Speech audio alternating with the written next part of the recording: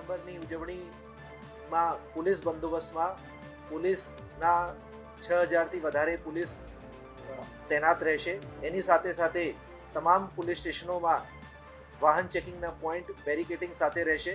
એમાં 100થી વધારે પોલીસ સ્ટેશનના પોઈન્ટો રહેશે। એની સાથે સાથે ટ્રાફિક પોલીસ રહેશે। જે પોલીસ રોડ ઉપર વાહન ચેકિંગમાં રહેશે એમાં 500થી વધારે બોડી વોર્ન કેમેરા સાથે રહેશે। એની સાથે સાથે 500થી વધારે જે બ્રેથ એનાલાઇઝર છે, જેમાં કોઈ ડ્રિંક એન્ડ ડ્રાઈવ કરીને આવે તો એના ટેસ્ટ થાય, એ હાજર રહેશે। અને પોલીસ દ્વારા જે પાર્ટી પ્લોટ છે અને જે હોટલો છે તેની ઉપર નજર રહેશે અને એ નિયમોનું પાલન કરી રહી છે એની ચેકિંગ કરવામાં આવશે। જાહેરમાં જે કોઈ સ્ટન્ટ કરે એના જે વિસ્તારો છે, જેમાં સિંધુભવન રોડ છે, IIM રોડ છે, SG હાઈવે છે, ત્યાં પોલીસની ટીમો, ઇન્ટરસેપ્ટર અને ટ્રાફિકની પોલીસ ટીમો રહેશે।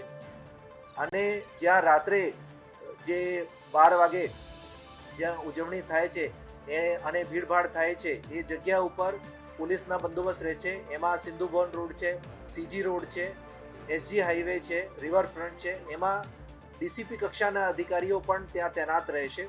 અને ત્યાં ખાનગી કપડામાં પોલીસ રહેશે અને શી ટીમની પોલીસ પણ ત્યાં તૈનાત રહેશે। રોડ ઉપર કોઈ પણ જે માણસો છે ડ્રિંક એન્ડ ડ્રાઈવ ના કરે અને ડ્રગ્સના સેવન ના કરે એના માટે ખાસ કરીને ડ્રગ ટેસ્ટિંગ કિટ સાથે પોલીસ તૈનાત રહેશે। અત્યાર સુધી 16 જેટલી અરજીઓ આવી છે અને એ નિયમ મુજબ જે એ ઉજવણી કરશે એના માટે એને આવતીકાલ સુધી પરમિશન આપી દેવામાં આવશે।